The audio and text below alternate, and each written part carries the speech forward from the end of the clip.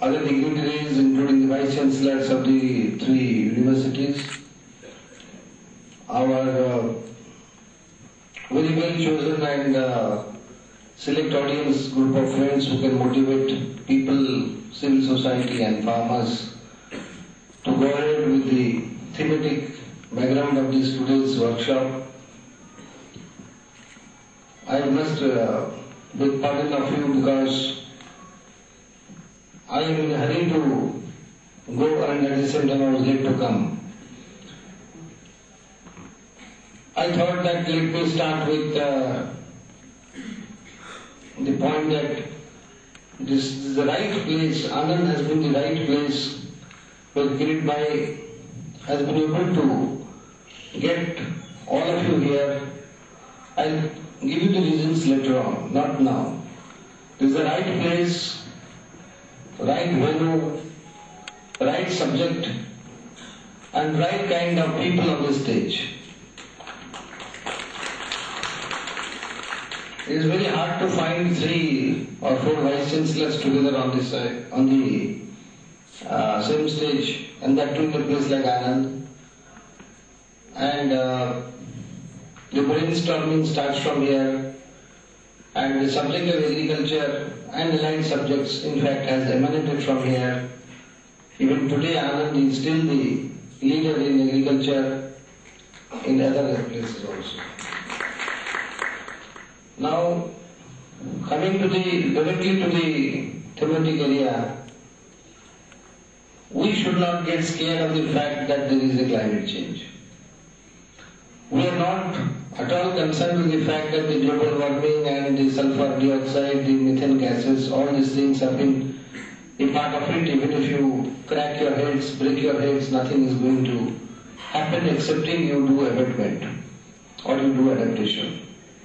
Even if there is no single emission from today, in 2030, the global warming area of the entire Earth mass is not going to reduce.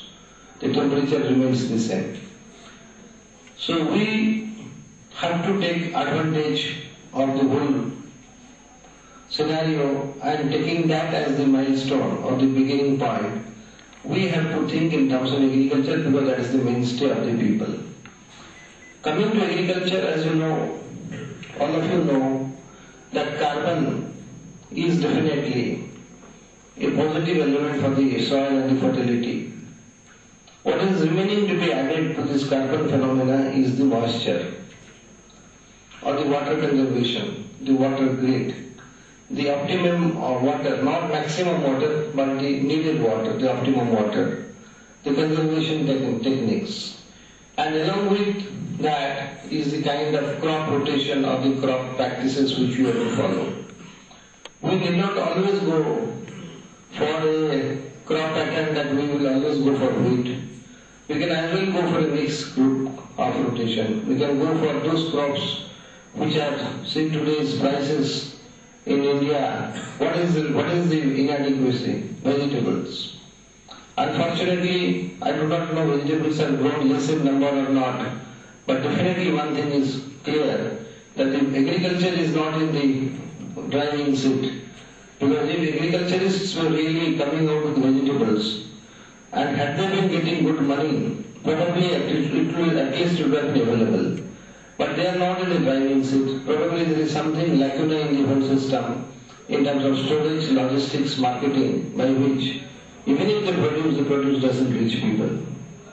And as a result, we always say, we claim that agriculture is not able to cope up with the population and the demand and supply expectations.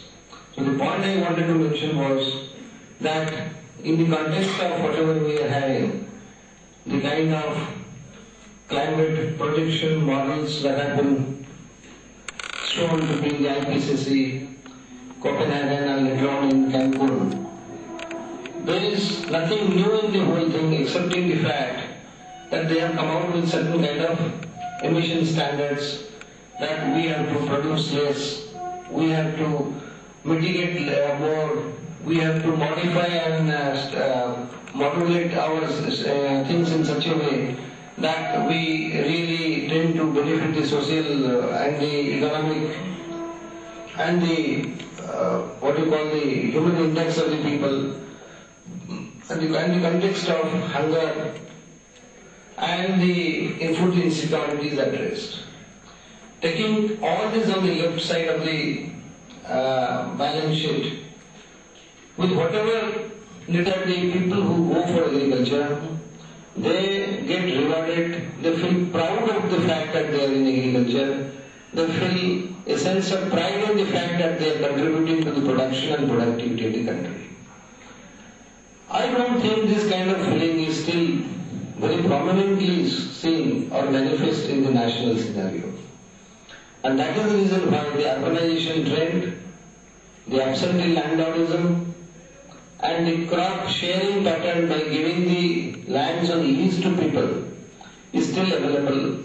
Of course, Gujarat, with the backing of universities of agriculture and certain individual entrepreneurs, they have gone ahead in different models, very much of innovations, lot of creative work has been done to see that even Google cultivation, plantation in the fields has taken place in Kutch.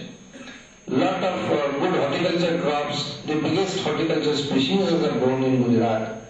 These are all exceptional individual attainments. It is not a mass phenomenon.